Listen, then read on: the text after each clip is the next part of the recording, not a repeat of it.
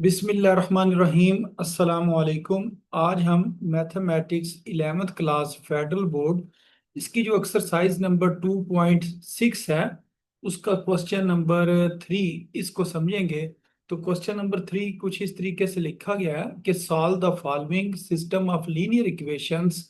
के जो हमारे पास लीनियर इक्वेशंस का सिस्टम दिया गया है, यानी कि ये जो तीन इक्वेशंस दी गई हैं, इन इक्वेशंस को हमने क्या करना है जी, सॉल्व करना है। और जो सॉल्व करना है वो किस मेथड से करना है, गाउस एलिमिनेशन मेथड से इन क्वेश्चंस को सॉल्व करना है। तो इसका जो क्वेश्चन नंबर 1 था वो हमने पिछले लेक्चर में सीख लिया था कि उसको किस तरीके से सॉल्व करना है। आज हम क्वेश्चन नंबर 3 का जो सेकंड पार्ट है उसे सॉल्व करेंगे। तो क्वेश्चन नंबर 3 का जो सेकंड पार्ट है वो इस जगह पर लिखा हुआ है। इस क्वेश्चन को हम सॉल्व करते हैं। तो इस क्वेश्चन को सॉल्व भी सेम पहले वाले मेथड से ही करेंगे, जो कि क्वेश्चन नंबर 3 का फर्स्ट क्वेश्चन वाला मेथड था। अब ये सेकंड पार्ट है, इसके अंदर हमारे पास ना तीन इक्वेशंस गिवन होती हैं। अब हम करते क्या हैं, ये जो हमारे पास वेरिएबल होते हैं इनके कोफिशिएंट्स जो होती है ना वो हमने मैट्रिक्स बनाकर लिखने होते हैं। मसलन ये 5 है, इधर 5 लिख देंगे, ये -2 इधर आ जाएगा। ये z के साथ कुछ नहीं लिखा हुआ तो उसका मतलब इस जगह पर 1 है, तो ये वाला 1 हम इस जगह पर लगा देंगे। फिर ये 2 2 6, फिर 3 - 4 - 5 इस जगह पर आ जाएगा। और इसमें ये जो वेरिएबल है ना x y z, इसको हमने कॉलम बनाकर लिख देना है। उसकी वजह ये होती है, इनकी जब हम मल्टीप्लिकेशन करते हैं ना, मसलन यूं एरो लगाते हैं और इस तरह एरो लगाते हैं, तो एरो की जो टेल है वो टेल से मल्टीप्लाई होती है। 5 को अगर हम x से मल्टीप्लाई करें तो 5x बन जाता है, फिर हम लिखते हैं प्लस।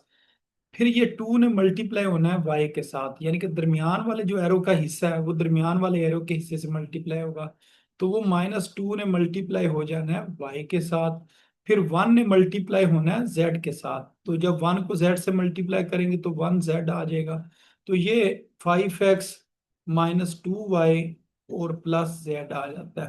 तो इधर भी देखें ना, ये लिखा हुआ है 5x - 2y प्लस जेड लिखा हुआ था। तो ये हमारे पास ना जो फॉर्म होती है मैट्रिक्स वाली फॉर्म, तो इनको हम इस तरह ना मैट्रिक्स फॉर्म में कन्वर्ट करके लिखते हैं। तो उसका तरीका क्या होता है, जो कोफिशिएंट्स हैं उनको इधर लिख लिया जाता है, और जो वेरिएबल होते हैं उनको हम ऊपर से नीचे की तरफ लिख लेते हैं। जो इक्वल के आगे हमारे पास नंबर है ना 2 1 3, इसको हम एक और कॉलम मैट्रिक्स बनाकर ना उसमें लिख लेते हैं। अच्छा, उसके बाद एक एगमेंटेड मैट्रिक्स क्या है वो आपने बनाना होता है। वो मैट्रिक्स ये होता है कि मसलन यहाँ से ये XYZ को आप खत्म कर दें, और ये जो लिखे ना 2 1 3, इसको मैट्रिक्स के अंदर ही लिख लें। और यहाँ बीच में ना आपने डॉट डॉट लगा लेने हैं। मसलन इस जगह पर आपने 3 नुक्ते लगा लेने हैं, फिर इधर आपने 3 नुक्ते लगा लेने हैं, डॉट जो है वो लगा लिए, इधर 3 डॉट लगा लिए, और ये जो है ना 2 1 3 इसको इस जगह पर लिख दिया। और ये जो हमारे पास वैल्यूज थी, इन वैल्यूज को हमने इस जगह पर लिख लिया। तो इसको हम कहते हैं ऑगमेंटेड मैट्रिक्स। अब इसके अंदर हमने क्या करना होता है, जो सबसे पहला नंबर होता है इस जगह पर इसको 1 बनाना होता है, और उसके नीचे वाले नंबर्स को हमने 0 बनाना होता है। अब ये 1 किस तरह बन सकता है, उसके लिए हम ये कर सकते हैं कि ये जो दूसरी रो है ना इसको पहले हम 2 से मल्टीप्लाई करें। तो जब 2 से मल्टीप्लाई करेंगे ये क्या हो जाएगा 4, फिर उसको R1 में से माइनस करेंगे। मसलन ये हमारे पास R1 माइनस करेंगे इसको 2 से मल्टीप्लाई करके, 2 R2 करके।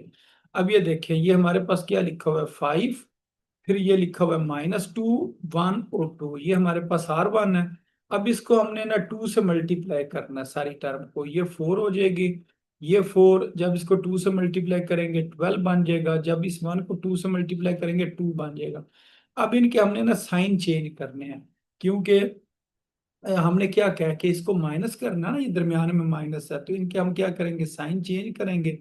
तो 5 में से 4 निकालेंगे 1, तो ये कितना हो जाएगा -6, ये हो जाएगा -11, और ये क्या हो जाएगा 0। ये हमने इस जगह पर लिख दिया। ये जो हमने रो बनाई है ना इस तरीके से ये बनती है, ये हमने इस जगह पर लिख ली। अब उससे जो नेक्स्ट काम है ना वो क्या होता है, इस 1 के नीचे वाली टर्म्स को 0 0 बनाना होता है। तो ये बड़े आसानी से बन सकते हैं। ये दूसरी रो है ना इसको पहले नंबर पर लिखेंगे, और पहली रो को हमने मल्टीप्लाई करवाना है किसके साथ, 2 के साथ। अगर इधर +2 लिखा हुआ है तो फिर इधर हम -2 लिख देंगे, ये चीज 0 हो जाएगी। इसी तरह इसको हमने 0 करना, ये तीसरी रो है। अब हम लिखेंगे R3, फिर हम लिखेंगे R1। अब R1 को हमने ना 3 से मल्टीप्लाई करना है। अब ये 3 है तो फिर इसके साथ माइनस लगाएंगे, यानी कि -3R1। तो जिस तरह ये अभी मैंने आपको सॉल्व करके दिखाया, तो R1, ये R3 पहले लिखे ना, R3 को हम पहले लिखेंगे। इधर ये मैं आपको ना सॉल्व करके चलें दिखा देता तो R3 क्या लिखा हुआ, 3, -4, -5 और 3 लिखा हुआ है। फिर R1 को हमने 3 से मल्टीप्लाई करना है। ये जो R1 है ना, इसको 3 से मल्टीप्लाई करते हैं। जब 1 को 3 से मल्टीप्लाई करेंगे 3 हो जाएगा। जब -6 को 3 से मल्टीप्लाई करेंगे तो ये कितना हो जाएगा, -18 हो जाएगा। जब इस -11 को 3 से मल्टीप्लाई करेंगे -33 हो जाएगा। 0 को 3 से मल्टीप्लाई करेंगे 0 हो जाएगा। उसके बाद हमने इनके ना साइन चेंज करने होते हैं, तो ये हमने इसके साइन चेंज की है। मसलन ये साइन चेंज हो गए। अब इसको हम देखते हैं, ये चीज हो जाएगी 0। 18 में से जब हमने 4 निकालना है तो इधर 14 आ जाएगा। अब 33 में से 5 निकालेंगे 28 आ जाएगा। 3 में से 0 निकालेंगे 3 आ जाएगा। तो ये वाली जो टर्म है, इस जगह पर सेम यही हमारी ना बन रही है। ये देखें, ये सबसे पहले क्या लिखा हुआ है, R3 ना, तो इसको हम R3 की जगह पर लिखेंगे। तो ये सेम वही नंबर आ गए जो मैंने अभी आपको लिख के दिया है, 0, 14, 28 और 3। 0, 14, 28 और 3 ये इस जगह पर आ गया। तो इस तरह ना ये आपने ना R2 -2R1 करेंगे, ये चीज आ जाएगी। तो ये अब ना 1 के नीचे क्या बन गए, 0, 0 बन गए हैं। अच्छा, अब उस नेक्स्ट काम क्या है, इस 1 के बाद ना इस जगह पर 1 बनाना है। ये 14 है, तो 14 को जब हम 1 बनाएंगे तो इसके अंदर हमें ना थोड़ा सा वर्किंग करनी पड़ेगी। वो किस हिसाब से, इसके अंदर उन्होंने ना एक और काम भी किया है। वो कहते हैं R3 में से आपने R2 को क्या करना है, माइनस करना है। R3 में से R2 को माइनस कर लेते हैं, क्योंकि ये इस जगह पर ना अ, अगर इधर 1 हो तो उसके नीचे 0 बनाना होता है। तो इधर भी क्या 14 है, 14 को भी बाद में सॉल्व करते हैं, पहले इस चीज को सॉल्व करके देख लेते हैं। जब हमने ना R3 - R2 किया ना, तो इस जगह पर 0, 0 बन गया, यानी कि ये पूरी की पूरी जो जगह है ना, ये क्या बन गई, 0 बन गई। तो इसके ऊपर अगर 1 बनाना भी चाहे तो हम वो बना सकते हैं 14 से। कह लें कि वो मल्टीप्लाई 1/14 से मल्टीप्लाई करके। लेकिन नीचे वाली चीज को भी तो हमने 0 बनाना थी। इन्होंने ना एक स्टेप पहले वाला कर लिया, यानी कि पहले 1 नहीं बनाया, 1 के बाद इधर 0 बनाते, इन्होंने पहले 0 बना लिया। जो 1 है ना, वो इसके बाद इन्होंने बनाना था। अच्छा, लेकिन इधर अगर तीनों चीजें 0 हो गई हैं तो इसका मतलब ये है 0x1, फिर +0x1 नहीं, x होगा क्योंकि क्वेश्चन में XYZ थे। 0y और 0z, ये किसके बराबर है, 2 के बराबर है। ये तो हो गया 0 जमा 0 जमा 0, ये किसके बराबर है, 2 के। 0 2 के इक्वल होता है, ये तो हो ही नहीं सकता, यानी कि ये बात ही गलत है। तो ये फिर पॉसिबल नहीं है, यानी कि ये क्वेश्चन का जो सोल्यूशन है वो पॉसिबल ही नहीं है। अगर होता ना इस जगह पर, मसलन इस जगह पर 1 होता, या चले इस जगह पर 1 होता, इस जगह पर ना भी 1 होता, तो कम से कम किस जगह पर 1 होता, इस जगह पर 1 होता। तो इसका मतलब ये था कि XYZ, यानी कि Z का आंसर कितना है जी, 2 है। Z का आंसर कितना है, 2 है। इसी तरह अगर इस जगह पर 1 होता, इसका मतलब था जो Y है उसका आंसर कितना है, 2 है। तो ये इस तरीके से ना ये हो ही नहीं सकता कि तो जो दोनों चीजें हैं ना, वो किसके इक्वल आए, 1 के इक्वल आए। एक मिनट, ये जरा कॉल आ रही है। अच्छा, तो इस वजह से हम ये कह सकते हैं कि इसका जो सोल्यूशन है वो एग्जिस्ट नहीं करता है। तो इससे जो नेक्स्ट क्वेश्चन होगा उसके अंदर सोल्यूशन एग्जिस्ट कर रहा होगा, उसे देखेंगे।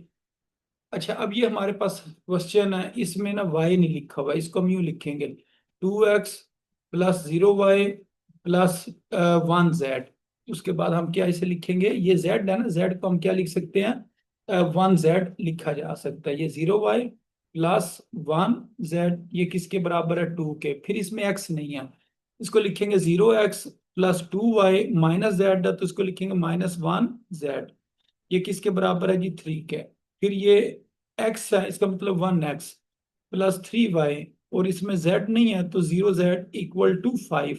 अब इसके ये कोफिशिएंट बन जाएंगे, 201 इस जगह पर, 02 - 1 इस जगह पर, 130 इस जगह पर। बाकी इसमें वेरिएबल के एक्स वाई जेड, उसको ऊपर से नीचे की तरफ लिख लेंगे कॉलम बना के। ये 235 ये इस जगह पर आ जाएगा। अच्छा, अब हमने आर्गुमेंटेड मैट्रिक्स लिखना है। उसके अंदर हम क्या करते हैं, ये जो एक्स वाई जेड है इसको खत्म कर देते हैं, इधर तीन तीन डॉट लगा लेते हैं। ये जो इक्वल के आगे टर्म लिखी होती है ना, इस टर्म को हम इस जगह पर लिख लेते हैं। ये वाली हमारे पास इक्वल के बाद वाले जो टर्म्स थी वो आ गई, और ये वाली जो टर्म्स है ये इस जगह पर आ गई हैं। अच्छा, अब इसमें हमने क्या करना है, पहली जगह को 1 बनाना है। 1 तो नीचे है, इसका मतलब इसको ना हम R13 कर लेते हैं। R13 ये ऊपर आ जाएगा और ये नीचे आ जाएगा। अब इसको अब इधर आगे देखते हैं इन्होंने किया होगा, इस जगह पर इसे चेक करते हैं। ये देखें, R13 कर दिया है। कल ये आप पूछ रहे थे ना कि इनको कब चेंज करते हैं।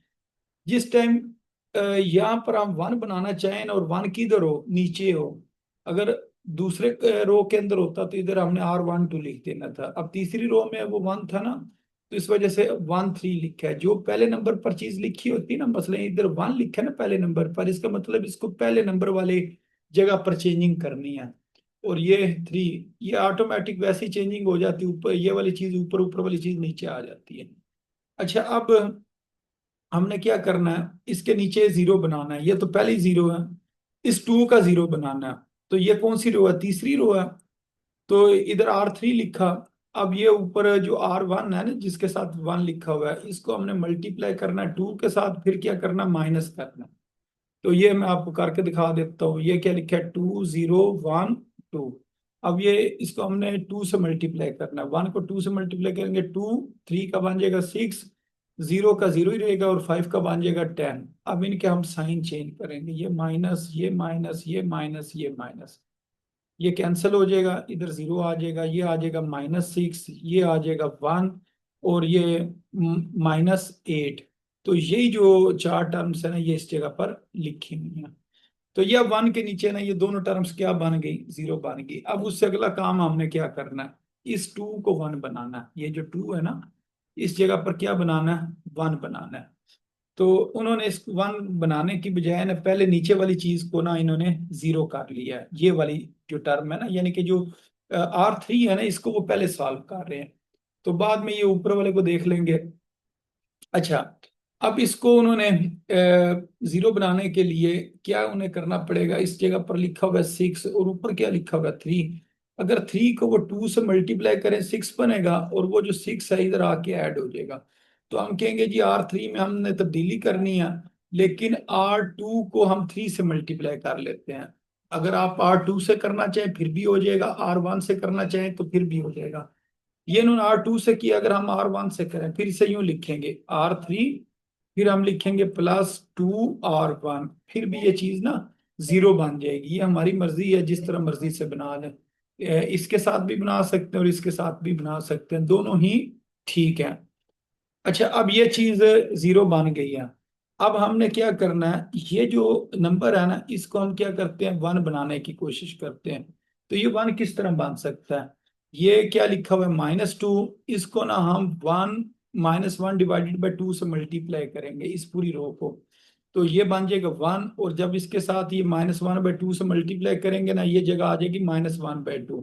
तो ये हमारे पास ना किसका आंसर आ गया, जेड का आंसर आ गया। एक इक्वेशन ये बन गई, एक्स 1x प्लस 3y किसके बराबर है, 5 के। दूसरी इक्वेशन ये आ गई, 2y माइनस 1z ये किसके बराबर है, 3 के। और तीसरी इक्वेशन आ गई, z बराबर है -1/2 के। ये जो z की वैल्यू है ना, जब ये हमने पुट करनी है ना इस जगह पर, तो हमारे पास किसकी वैल्यू आ जाएगी, y की वैल्यू। फिर जो y की वैल्यू इधर पुट करेंगे तो हमारे पास किसकी वैल्यू आ जाएगी, x की वैल्यू आ जाएगी।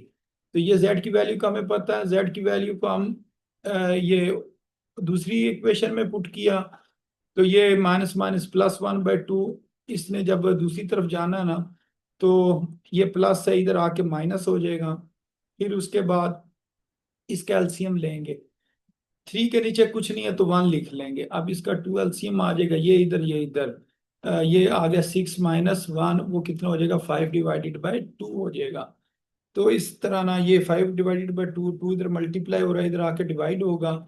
ये इस तरह 5/2 मल्टीप्लाई 2, तो वो हो जाएगा 5/4 हो जाएगा। तो ये इसका ना इस तरीके से आंसर आ जाएगा। ये अब y का आंसर है, इसको इक्वेशन नंबर 1 में पुट कर देंगे। तो ये हमारे पास इक्वेशन नंबर 1 थी, x + 3y = 5। अब y की जगह पर हम क्या लिखेंगे, 5/4।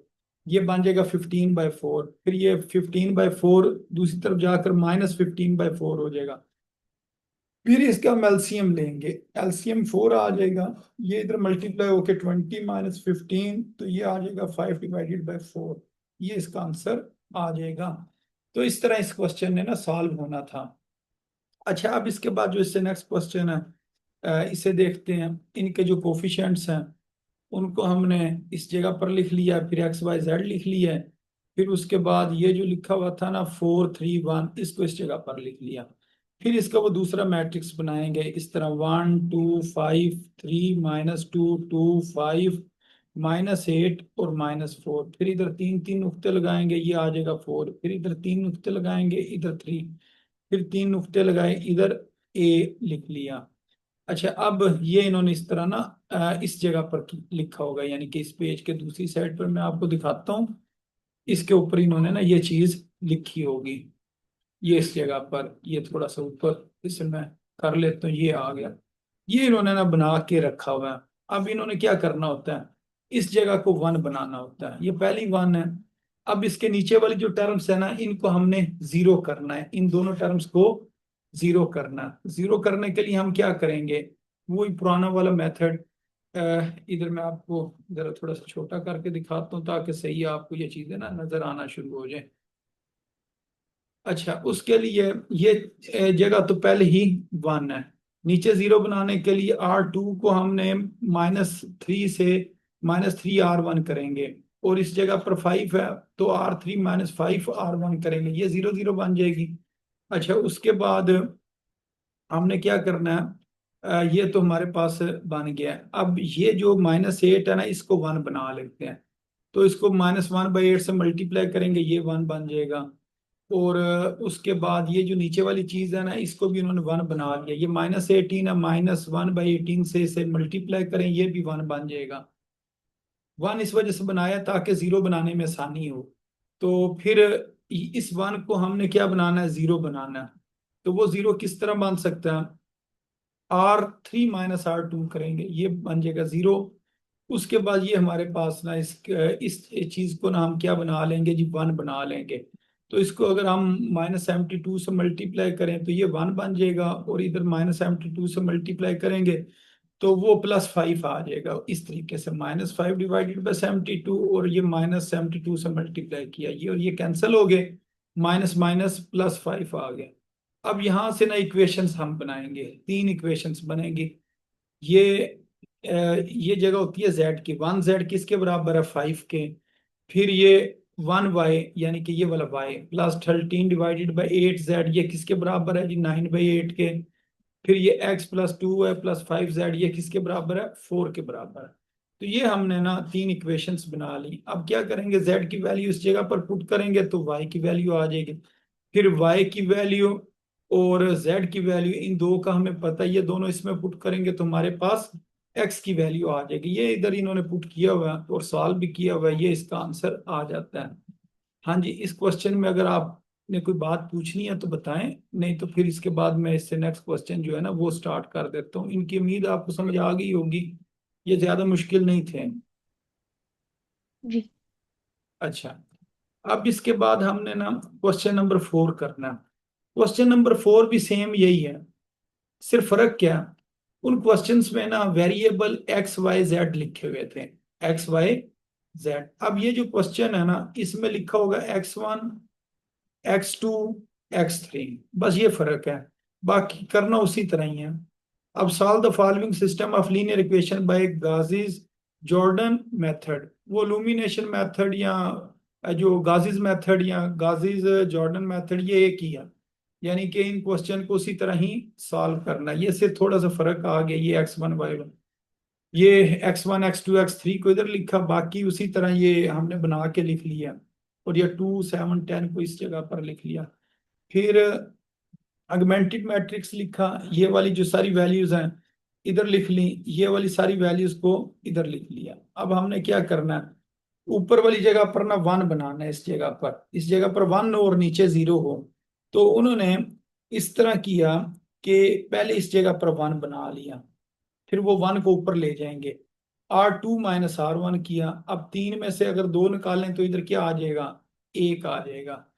इसी तरह ये लिखा हुआ -4, फिर माइनस करेंगे -1 को, ये ऊपर से नीचे की तरफ, तो ये -4 + 1 तो कितना आ जाएगा, -3, ये -3 आ गया। इसी तरह ये बाकी होने। अच्छा, उसके बाद ना हम इंटरचेंज कर लेंगे इन दो रोज को, ये ऊपर आ जाएगी, ये नीचे आ जाएगी, R1 2 कर लेंगे। अच्छा, उससे फायदा ये हुआ कि इस जगह पर क्या आ गया, 1 आ गया। अच्छा, उसके बाद हमने क्या करना, अच्छा, ये अब ये इस 2 को हमने ना 0 बनाना है। ये दूसरी रो है, और ये 2 लिखा है, तो इधर हम लिखेंगे -2 R1। तो फिर ये जगह क्या हो जाएगी, 0 हो जाएगी। तो ये इन्होंने 0 कर लिया। अच्छा, उसके बाद हमने ये जो 5 है ना, इसको 1 बनाना है। 5 को 1 बनाया जा सकता है अगर हम R2 - R3 करें। R2 माइनस, क्योंकि 5 में से 4 निकालें तो ये 1 बनता है, ये 1 बन गया। उसके बाद हमने क्या करना है, नीचे वाली चीज को 0 करना है। तो ये इसके जो नीचे वाली टर्म है वो 0 हो सकती है इस तरीके से, R3 - 4 R2 करके। अच्छा, ये 0 हो गई। अब हमने इस 21 को ना 1 बनाना है, इसको 1/21 से मल्टीप्लाई करिए, ये 1 बन जाएगा। अच्छा, अगर ये मजीद सॉल्व होता है तो इसको कर लेते हैं। इसमें ना अब ऊपर वाली टर्म को भी क्या करना है, 0 करना है। तो ये वाली टर्म भी 0 की जा सकती है इस मेथड से, और इसको भी 0 किया जा सकता है। ये -14 जो है ना, ये भी 0 बनाया जा सकता है। अच्छा, इसमें ना अ, थोड़ा सा डिफरेंस है क्वेश्चन में, वो क्या, ये हमारे पास किसका आंसर आ गया, x3 का आंसर आ गया। ये हमारे पास किसका आंसर आ गया, x2 का। और ये वाला आंसर किसका आ गया, x1 का आ गया। अच्छा, जो दूसरे पिछले क्वेश्चन थे ना, उसके अंदर हम ना रिड्यूस एचनल फॉर्म नहीं बनाते थे। एचनल फॉर्म तो बन जाती थी, और फिर वो इक्वेशंस बना के उनको सॉल्व करते थे। इसमें क्या होता है कि आपने रिड्यूस एचनल फॉर्म बनानी है, फिर वहां से आपके पास ना डायरेक्ट आंसर आ जाते हैं, इक्वेशंस वगैरह को सॉल्व नहीं करना है। तो ये इसके ना तीनों आंसर इस तरीके से आ जाते हैं। तो इसका नाम होता है गाजिस जॉर्डन मेथड। तो ये आपने याद रखना, जो जॉर्डन मेथड है ना, उसके अंदर ये काम करना है। इसके अंदर XYZ भी आ सकते हैं, ठीक है। ये वो पहले मैंने क्वेश्चन देखे थे, उस टाइम ना मैं ये समझा शायद इसके अंदर ना ये चीज है, लेकिन इसका जो असल मेथड है ना, वो क्या है कि आपने रिड्यूस एचनल फॉर्म में क्वेश्चन को तब्दील करना है। लेकिन इन क्वेश्चन में अगर हम देखें ना, हम सिर्फ एचनल फॉर्म बनाते हैं। एचनल फॉर्म क्या होती है, जो हमारे पास डायगोनल है ना, उसके नीचे नीचे 0 हो, ऊपर 0 ना हो। तो फिर उसकी वजह से ना ये 3 इक्वेशंस बनती थी, ये जो 3 इक्वेशंस थी ना, ये बन जाती थी, फिर इन इक्वेशंस को सॉल्व करते थे। लेकिन ये जो मेथड है, गाजिस जॉर्डन मेथड, इसमें आपने ना रिड्यूस एचनल फॉर्म बनानी है। यानी कि ये जो डायगोनल है, इसके नीचे भी 0 होने चाहिए, जैसे कि ये 0 0 0 है, और ऊपर भी क्या होने चाहिए, 0 होने चाहिए। फिर इसके जो आंसर है ना वो आ जाएंगे। ये एक क्वेश्चन इसका ना सॉल्व हो गया। अब इससे नेक्स्ट क्वेश्चन इसका सॉल्व करते हैं। ये हमारे पास x1 x2 x3 है, ये चीज भी हम बना लेते हैं। उसके बाद सेम इसी तरह इस चीज को सॉल्व किया जाता है, 2 4 ये सारा कुछ लिख लिया। अब हमने क्या करना है, इस 2 को क्या बनाना है, 1 बनाना है। इस 2 को 1 बनाना है। इस 2 को 1 बनाने के लिए हम ना पहले ही ऐसे करते हैं, इस 4 को 2 बना लेते हैं, ताकि बाद में ना ये हमें कुछ ना कुछ फायदा दे दे, और यहाँ से कोई चीज मजीद छोटी हो जाए। और अगर वैसे भी इसको करना चाहे ना, चले इसको इसी मेथड से करते हैं। 4 को पहले 2 बनाने के लिए हमने क्या किया, R2 - R1 कर लिया। यानी कि ये देखें, 4 5 -3 और 4, ये क्या लिखा हुआ है, 2 - 3 7 और 1। अब इनको माइनस करना है, ये साइन चेंज हो जाएंगे। ये हो जाएगा 2, ये हो जाएगा 8, ये हो जाएगा -10। और इस जगह पर क्या आ जाएगा, ये क्या लिखा हुआ था, एक मिनट, इस जगह पर ये मैंने चीजें ठीक लिखी हैं, इनके साइन हमने चेंज भी किए हैं, और इस जगह पर आ जाएगा 3। अच्छा, ये हमारे पास आ गया 2 8, इधर 4 लिखा हुआ है, इस जगह पर क्या लिखा हुआ है, 4 लिखा हुआ है, और इधर 3, इस जगह पर एक ना, ये जरा चेकिंग करनी पड़ेगी, ये हमने ठीक लिखा है या नहीं लिखा है। तो ये हमने कौन सी चीज लिखनी थी, R2 लिखनी थी। ये 2 5 - 3 और 4, ये चीज ठीक लिखी हुई है। फिर ये वाली हमने लिखनी थी, 2 - 3 + 7 और 1। फिर इनके हमने क्या करने थे, साइन चेंज करने थे। ये 3 बन गया, ये -10 ही बनता।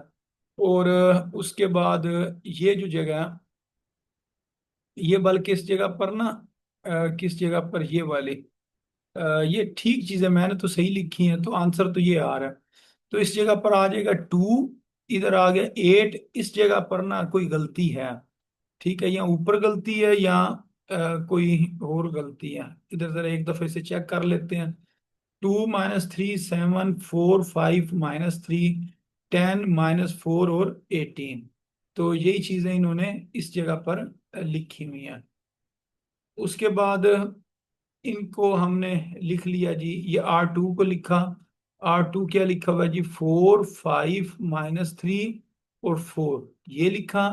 फिर हमने R1 लिखना है। R1 क्या हमारे पास, 2 - 3, फिर ये 7, और ये लिखा हुआ है 1। फिर हमने इनके साइन चेंज करने हैं। जब साइन चेंज करेंगे तो ये कितना हो जाएगा, 2, ये हो जाएगा 8, ये हो जाएगा -10, और ये हो जाएगा -3। तो इस जगह पर ना गलती है, इधर क्या आना है, -10 आना है। ये 2 दफा हमने ना सॉल्व करके चेक कर लिया। अच्छा, अब हम ये करते हैं कि ये जो लाइन है ना, ये वाली लाइन, इसको हम 1/2 से मल्टीप्लाई कर लेते हैं। इसको हमने 1/2 से मल्टीप्लाई करना है, ये 1 हो जाएगा, ये 4 हो जाएगा। तो इस जगह पर 4 लिखा हुआ था, वो 2 में कन्वर्ट हो जाएगा। या क्वेश्चन के अंदर गलती हो सकती है कि क्वेश्चन की जो वैल्यू है ना, इस जगह पर क्या पता कोई और लिखी हो। तो चलें, इसके मुताबिक ही इसको सॉल्व कर देते हैं। आप बस मेथड समझ लें, और सॉल्व करने का तरीका जो है ना वो यही है। तो इसको फिर आपने खुद करके एक दफा चेक कर लेना। अब ये चीज क्या बन गई, 1 बन गई। अब हम क्या करेंगे, इन दो की जगह चेंज करेंगे, R1 2 करेंगे, ये 1 बन गया। अब इसके नीचे वाली चीज को हमने 0 बनाना है। तो नीचे वाली टर्म को 0 बनाने के लिए हमें क्या करना पड़ेगा, ये वाला काम करना पड़ेगा। इस 10 को 0 बनाने के लिए ये करना पड़ेगा, R3 - 10 R1 करना पड़ेगा। उसके बाद ये जो लिखा हुआ है ना -11, या तो इसको 1 बनाएं या इस चीज को 0 बनाएं। तो अगर इसको मैं 4 से मल्टीप्लाई करके इसमें ऐड कर दूं ना, तो ये चीज 0 हो जाएगी। तो इन्होंने इस चीज को पहले सॉल्व कर लिया। अच्छा, ये चीज 0 हो गई। अब ये जो लिखे ना -11, इसको 1 बनाने के लिए -1/11 से मल्टीप्लाई करेंगे, ये 1 बन जाएगा। और इसी तरह अब इस चीज को इन्होंने 1 बनाना है, 1 -1/14 के साथ मल्टीप्लाई करेंगे, ये 1 बन जाएगा। अब इसके ऊपर वाली चीज को 0 बनाना है, और इस चीज को 0 बनाना है। तो उससे अगले स्टेप में ना ये चीजें 0 बनेंगी। इस जगह पर इन्होंने ये किया हुआ है, ये ऊपर ऊपर 0 बन गई। इसका मतलब ये जो x3 है, ये किसके बराबर आ गया, 0 के बराबर आ गया। ये क्या चीज है, x2 इस चीज के बराबर आ गया, ये वाला इस जगह पर हमने लिख दिया। ये x1 है, ये इसके इक्वल है, और इसको हमने इस जगह पर लिख दिया। तो इस तरह ये क्वेश्चन जो है ना, इन्होंने सॉल्व होना है। तो इसके साथ की ये क्वेश्चन है, ये लॉन्ग क्वेश्चन पेपर में पूछे जा सकते हैं। ये हमने मैट्रिक्स बनाया, वो मैट्रिक्स वाली फॉर्म बनाई, फिर आर्गुमेंटेड वाली फॉर्म बना दी। फिर उसके बाद इसको 1 बनाया, इसके नीचे फिर क्या किए, 0 0 बना दिया। फिर ये जो -5 है, इस -5 को 1 बनाया। फिर उसके बाद इस 1 के नीचे 0 बनाए, ये जो 1 है ना, इसके नीचे हमने क्या किया, 0 बनाया। फिर ये -9 को हमने क्या बनाना है, 1 बनाना है। फिर उसके बाद इसके ऊपर वाली टर्म को 0 बनाया। तो जब एक टर्म 0 बन गई, उसके बाद दूसरी टर्म को भी क्या बना दिया, 0 बना दिया। तो ये हमारे पास क्या बन गई जी, रिड्यूस एचनल फॉर्म बन गई। फिर यहाँ से ना इनके जवाब देखकर लिख दिए। कि ये जो x3 है वो बराबर है जी 4/15 के, और फिर ये जो हमारे पास x2 है ये बराबर है -1/5 के। जो x1 है वो 44/5 के इक्वल है। तो इस तरह इसके ना ये हम आंसर लिख देंगे। अच्छा, उसके बाद आ गया जी इसका लास्ट पार्ट, ये ऊपर आंसर लिखे हुए हैं। तो इसको भी सेम उसी तरह मैट्रिक्स की फॉर्म में लिखा। उसके बाद इसकी हमने आर्गुमेंटेड मैट्रिक्स फॉर्म लिखी। इस चीज को हम छोड़ देते हैं और बाकी डॉट लगा के ये वाली जो टर्म है इधर लिख लेते हैं, और ये वाली सारी टर्म इस जगह पर लिख ली जाती है। अच्छा, अब इस जगह पर वन बनाना है। वन तो इस जगह पर है, इन दो को हम इंटरचेंज कर लेंगे, R12 कर लेंगे, ये चीज वन बन गई। उसके बाद क्या करना है, इसके नीचे वाली दोनों टर्म्स को 0 0 करना है। 0 0 करने के लिए ये वाला काम करना पड़ेगा, ये 0 0 हो जाएंगे। उसके बाद हमने क्या करना है कि ये वाली जो जगह है ना इसको वन बनाना है, इस जगह को वन बनाना है। तो इसको वन बनाने के लिए पहले -11 था, इसको फिर +11 बना लिया, फिर इसका हमने वन बनाना है। तो वन बनाने के लिए हम इसको क्या कर सकते हैं, ये जो दूसरी रो है, तीसरी रो है, इसको 2 से मल्टीप्लाई करेंगे, 5 को 2 से मल्टीप्लाई करेंगे 10 होगा। फिर वो इसमें से माइनस कर देंगे, R2 - 2 R3 करेंगे तो इस जगह पर क्या बन जाएगा, वन बन जाएगा। अब इस वन के नीचे वाली चीज को जीरो बनाना है। ये जो 5 है, इस 5 को क्या बना दिया जी, 0 बना दिया। फिर ऊपर वाली टर्म को भी क्या बनाया, 0 बनाया। फिर ये जो 13 है, इस 13 का हमने क्या करना है जी, वन बनाना है। ये 13 को हमने 1/13 से मल्टीप्लाई करेंगे, ये वन बन जाएगा। फिर इसके ऊपर वाली जो टर्म्स हैं उनको हमने 0 0 बना लिया। तो ये हमारे पास रिड्यूस एशनल फॉर्म बन गई। ये हमारे पास किसका जवाब है जी, x3 का जवाब है। ये जो हमारे पास जवाब है ये हमारे पास x2 का जवाब है, ये इधर आ जाएगा। ये हमारे पास जवाब x1 का जवाब है, और इसको हम इस जगह पर लिख देंगे। तो इस तरह ये जो क्वेश्चंस थे ये सॉल्व होने थे, और इनको हमने सॉल्व कर लिया। हाँ जी, इस मेथड में अगर कोई बात पूछनी है तो बताएं, फिर इसके बाद ना इससे जो नेक्स्ट क्वेश्चन है ना वो स्टार्ट हो रहा है। तो ये जो गाजीज जॉर्डन मेथड है इसमें कोई मसला तो नहीं है आपको? नहीं। अच्छा, अब इसके बाद ये हमारे पास ना क्वेश्चन है।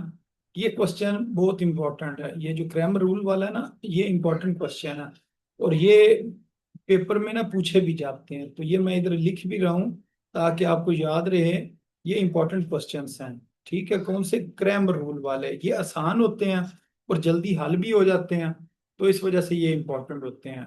इसकी आपने सबसे पहले ये जो मैट्रिक्स फॉर्म है ये बना ली। उसके बाद आपने ना ये जो पहला मैट्रिक्स है ना इसको आपने ए के इक्वल रख लेना है।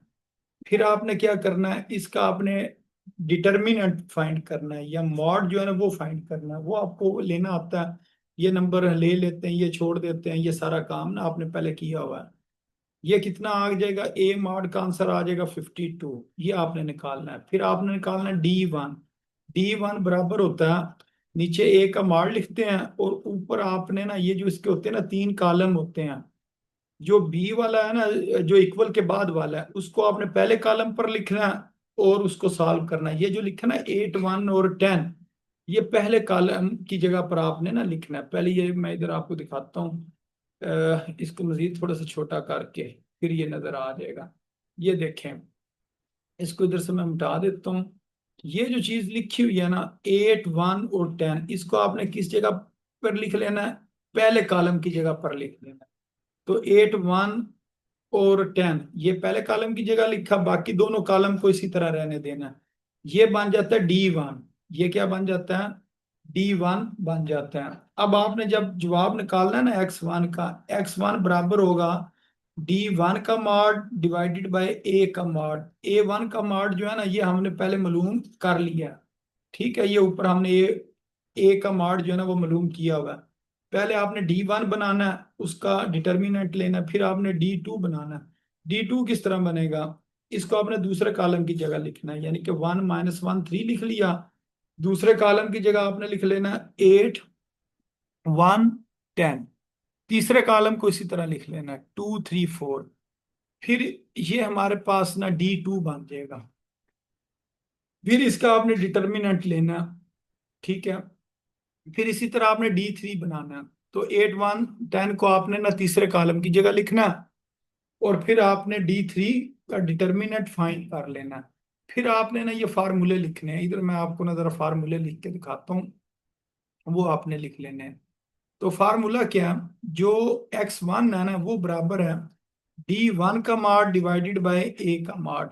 जो x2 है वो बराबर है D2 का माड डिवाइडेड बाय ए का माड। जो x3 है वो बराबर है D3 का माड डिवाइडेड बाय ए का माड। बस इनके अंदर डिटर्मिनेंट लेने होते हैं। तो ये देखें, ये हमने ना पहले ए का माड निकाला, फिर D1 मैट्रिक्स का माड निकाला, इधर ये साथ माड लिख लें, ठीक है। आपकी मर्जी है, इधर माड लिखना चाहिए, ठीक है। अब ये कितना आ गया 152। ये 152 D1 का माड है, और जो खाली ए का माड है वो कितना है जी 52 है। तो 152 डिवाइडेड बाय 52, इसको अगर हम सॉल्व करेंगे तो ये आंसर आ जाएगा, ठीक है। ये थोड़ा सा मुझे गलती लग रहा है, क्योंकि इधर ना 156 होगा मेरे ख्याल से, 156 होगा, इन्होंने ना गलत लिखा हुआ है। ये 104 26 और 26, तो ये कितने हो गए 12 और 4, ये 156 बनता है, ठीक है। ये इस जगह पर यहाँ पर आएगा 156, फिर इसको 52 पे डिवाइड करेंगे तो 3 आंसर आएगा। फिर ये D2 का जो डिटर्मिनेंट है वो हमने बनाया और उसको सॉल्व किया, तो इसका आंसर 52 आ गया। फिर हम लिखेंगे x2 किसके बराबर है 52 डिवाइडेड बाई 52, वहां से इसका आंसर ना 1 आ जाएगा। इसी तरह आपने ना D3 निकालना, फिर उसकी वैल्यू जो है ना ये आपके पास आ जाएगी।